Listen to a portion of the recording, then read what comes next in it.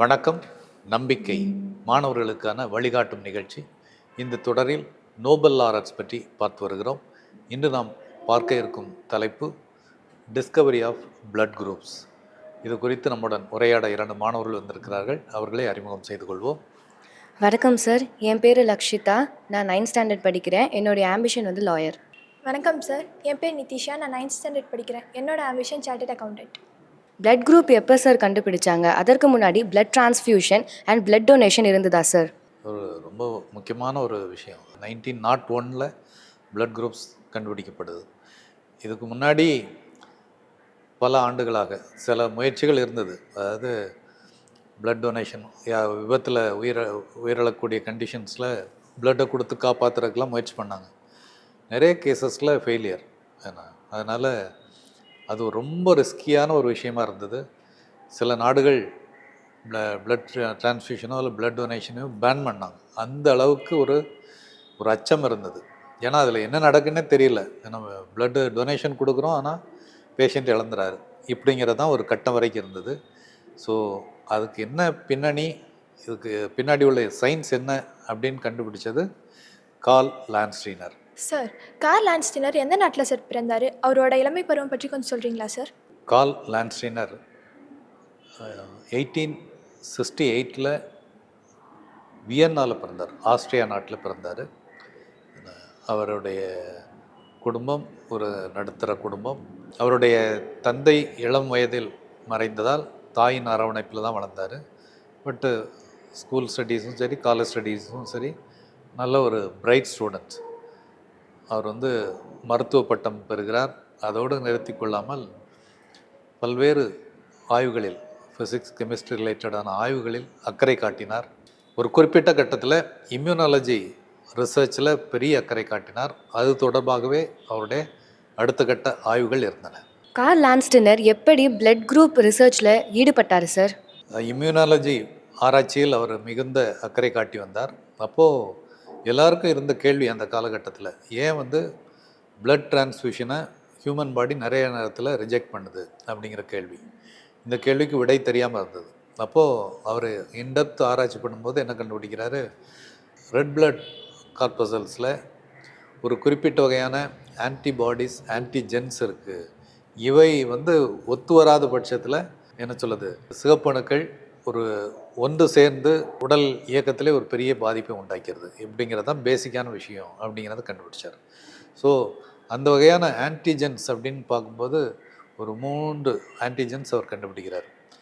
ABC அப்படின்னு முதல்ல பேர் கொடுக்குறாரு. அப்புறம் ஏபிஓ. இந்த 3 தான் blood groups. A group, B group, O group அப்படிங்கிறது முதல்ல கண்டுபிடிக்கப்பட்ட பிளட் குரூப்ஸ்.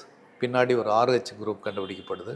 பட் இந்த கண்டுபிடிப்பு நிகழ்ந்த உடனே பிளட் டிரான்ஸ்ஃபியூஷன்ஸ் சாத்தியம்தான் என்ற ஒரு நம்பிக்கை வந்தது. ஏன்னா நிறைய பேஷண்ட்ஸுக்கு ஒரு பெரிய விடிவு பிறந்தது. இதுதான் நடந்த உண்மை. சார், கார்ல் லான்ஸ்டீனருக்கு எப்போ சார் நோபல் பிரைஸ் கொடுத்தாங்க? அதாவது மருத்துவத்துக்கான நோபல் பரிசு அவருக்கு 1930 கொடுக்குறாங்க.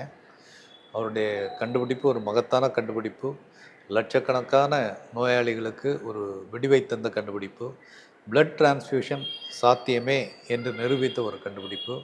இன்னொன்று, இரத்த வகைகளை மாதிரிகளாக வகைப்பிரிக்கும் ஒரு ஃபஸ்ட் டைம் ஒரு சகாப்தகரமான கண்டுபிடிப்பு. இதெல்லாம் அங்கீகரித்து தான் நோபல் பரிசு அவருக்கு வழங்கப்பட்டது.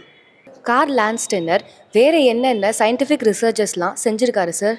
பிளட் குரூப்பிங்க்கு பெரிய பங்களிப்பு செய்த கார்ல் லான்ஸ்டீனர் தொடர்ந்து பல்வேறு உயிரியல் ஆராய்ச்சிகளில் ஈடுபட்டார். குறிப்பாக he and the Romanian bacteriologist Constantin discovered that a microorganism is responsible for he and the Romanian bacteriologist Constantin Lavarditi discovered that a microorganism is responsible for poliomyelitis and laid the groundwork for the development of the polio vaccine. So polio வேக்சினுக்கான அடிப்படை ஆராய்ச்சியை செய்ததில் ஒரு பெரிய பங்களிப்பு செய்திருக்கிறாரு.